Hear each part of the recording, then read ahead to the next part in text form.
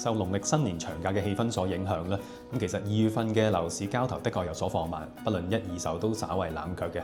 咁但係其實樓市小陽春早已經喺農曆新年之前已經出現啦。咁長假期間嘅一啲步伐放慢係意料中嘅事嘅。咁相信喺假期過咗之後，各路新盤都會再次啟動，樓市都會再次躍動。根據2月份嘅股價表現分析，物業綜合估價量係按月下跌超過2成半，創近20個月嘅一個新低數字。咁當中涉及一二手嘅買賣查詢量都係下跌嘅，咁但係佔比依然維持個較高水平。節日嘅氣氛拖累查詢量下跌，應該係主因嚟嘅。咁另外啦，轉按同埋加按嘅市場咧喺未完全復甦底下咧，相信買賣估價依然主導住市場。到價比率按月上升3.2%，連升4個月，創近5年半一個新高數字。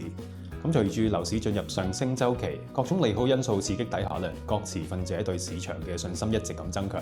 咁相信今年落嚟嘅時間，到價比率依然會緊追呢個樓價升幅。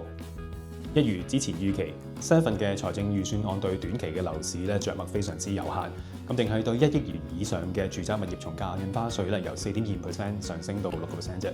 咁相信財爺都想趁呢段上升嘅週期，等樓市自我穩步咁發展，避免過度熾熱去引起一啲負面嘅影響。最近中東嘅戰事再次惡化，雖然咧看似同香港相距甚遠，但係對金融市場嘅衝擊一定有嘅。